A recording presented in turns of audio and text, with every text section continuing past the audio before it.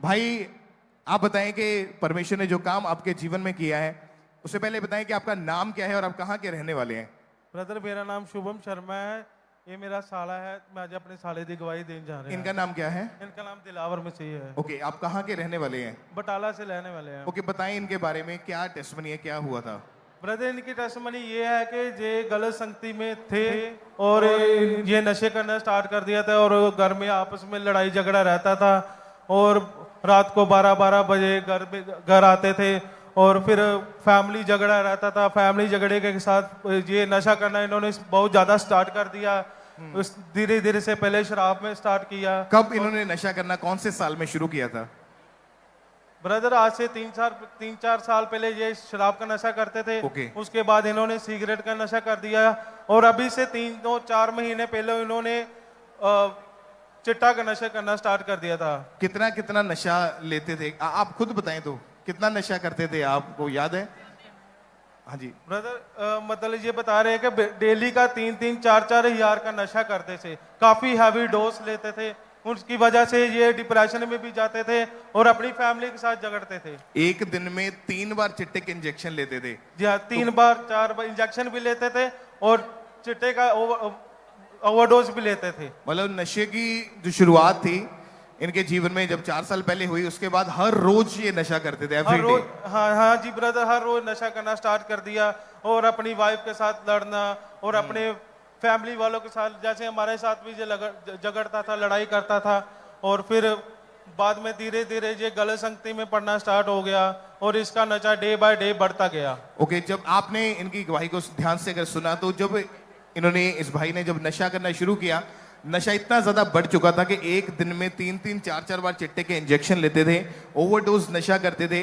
तो इनके परिवार वाले, फैमिली वाले या आप सब इनको रोकते नहीं थे या क्या था मसला? जी ब्रदर, मैं और इसकी सिस्टर इंग्लैंड में रहते थे और हमने इसको डेली फोन करना, इसने हमारे से भी बात करना कम कर दिया और ऊपर से अपनी सिस्टर के साथ भी लड़ता था, मेरे साथ भी लड़ता था और ब्रदर ये लड़के हमारे जो नंबर थे वो भी ब्लॉक में डाल देता था और अपनी वाइफ के साथ day by day, daily at a time, always ये झगड़ता रहता था। और इसी कारण कई बार इन्होंने अपने आप को खत्म करने की कोशिश करी और इनको बार बार हॉस्पिटल में भी एडमिट करवाना पड़ता था। जी ब्रदर, इसने क्या किया कि एक दिन इसने ज्यादा लड़ाई करके अपने आप को पंखे के साथ फंदा लगाने की कोशिश की और अपने आप को पूरा डेड कर दिया था और उसके बाद इसकी वाइफ ने दरवाजा खटखटाया। ये दरवाजा नहीं खटखटा रहा था। उसने अपने नेबर को बोला, अपने चाचा को बोला और उसने आके दरवाजा खोला और दरवाजा खोला, ये पंखे के साथ लटका हुआ था। और उसके बाद इनको उतार के वहां पे हॉस्पिटल में पहुंचाया गया? जी ब्रदर, इसके चाचा ने इसको हॉस्पिटल में लेके गए। बटाला के जो सरकारी हॉस्पिटल थे उन्होंने उसको जवाब दे दिया और उन्होंने बोला कि हम इसको एडमिट नहीं कर सकते। और इन्होंने क्या किया, उन्होंने जो बटाला हॉस्पिटल वाले थे उन्होंने इसको सरकारी हॉस्पिटल अमृतसर गुरु नानक देव हॉस्पिटल में रेफर कर दिया।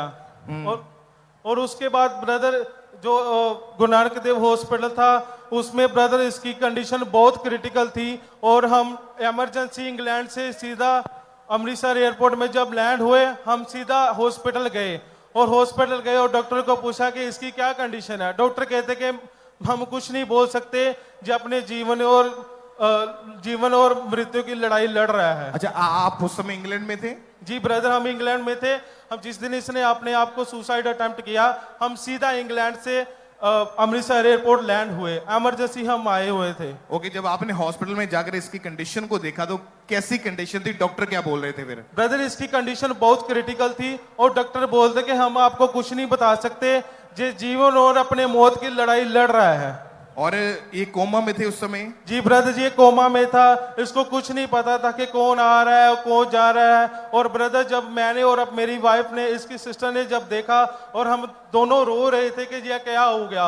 और इसकी कंडीशन इतनी क्रिटिकल थी, इसके मुंह में भी स्वेलिंग थी और इसके हाथ में भी स्वेलिंग थी, इसके पाँव में भी स्वेलिंग थी। और ब्रदर उस जो गुरु नानक देव हॉस्पिटल है वो ट्रीटमेंट अच्छा नहीं कर रहे थे। और नेक्स्ट डे हमने डॉक्टर से बात की कि डॉक्टर साहब इसकी कंडीशन में बताओ कोई ना कोई रिकवरी आ रही है या नहीं आ रही।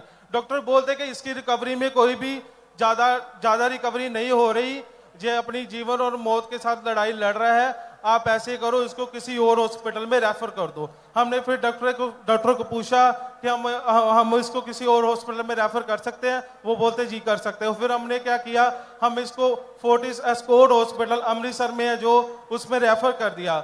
और जब इसको इमरजेंसी में रेफर किया, डॉक्टर बोलते कि हमें एक जने के साइन चाहिए, जहाँ इसके सिस्टर के साइन चाहिए, जहाँ मुझे बोलते इसके ब्रदर के साइन चाहिए। और इसके सिस्टर ने साइन कर दिए। वो बोलते बिना साइन के हम इसका इलाज नहीं कर सकते, क्योंकि इसकी जो कंडीशन है बहुत क्रिटिकल है और हम कुछ नहीं बता सकते कि ये बच पाएगा या नहीं बच पाएगा।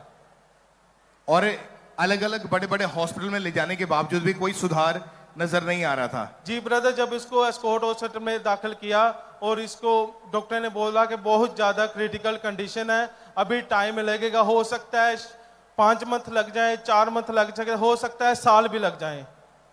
और फिर परमेश्वर ने कैसे मिरेकल किया, कैसे इसके जीवन में काम हुआ? ब्रदर, जब इसको एस्कॉर्ट हॉस्पिटल इमरजेंसी में आईसीयू में एडमिट किया और 1-2 दिन के बाद हमने क्या किया, इसको डेली जब इसकी सिस्टर मिलने जाती थी और जब मैं मिलने जाता था, हम डेली इसके ऊपर अनॉइंटिंग ऑयल अप्लाई करते थे और मैं डॉक्टर के साथ डेली मीट करता था।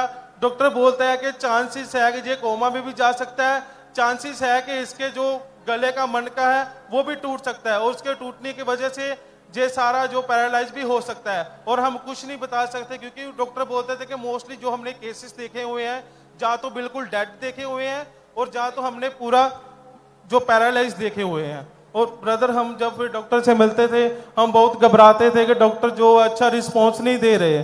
फिर हमने परमेश्वर पर विश्वास रखा था, इसकी सिस्टर भी विश्वास रखती थी और इसके सिस्टर बताते थे कि जब वो डेली जाते थे आईसीयू में मिलने जाते थे और मैं भी जाता था, मैं इसके पाँव में, इसकी गर्दन में, इसके जो हेड पे इसको मतलब अनॉइंटिंग ऑयल अप्लाई करता था। और फिर क्या हुआ कि इसने अपने हिलजुल स्टार्ट की और जब डॉक्टर बोलते थे कि ये आईसीयू में 5 से 10 दिन भी स्पेंड करेगा, 10 से हो सकता है 10 से 15 दिन भी स्पेंड करेगा, और बिल्कुल 3rd डे ये आईसीयू से इसको होश आ गई और ये हमें सबको पहचानने लग गया और हमसे बातें करने लग गया। और आप हैरान थे ये मिरेकल देख के कि कैसे? जी ब्रदर, हम टोटली शॉक थे, वहाँ के डॉक्टर भी शॉक थे और वहाँ के जो नर्सेस की टीम है वो भी टोटली शॉक के ये बच कैसे गया। क्योंकि ब्रदर, जब इसको हमने एडमिट किया था, वहाँ के जो सिक्योरिटी गार्ड की टीम है, जब उन्होंने देखा था और उन्होंने मुझे बोला कि जी आपका बंदा जैसे गया है वैसे ही वापस आएगा।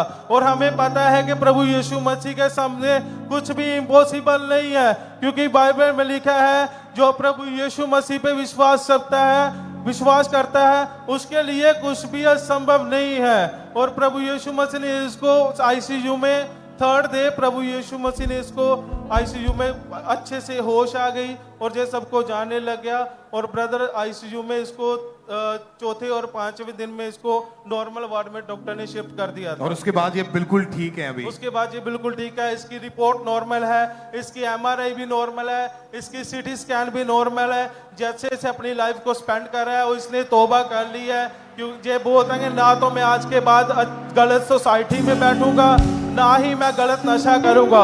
और आज ये बपतिस्मा लेने के लिए इस चर्च में आया हुआ है।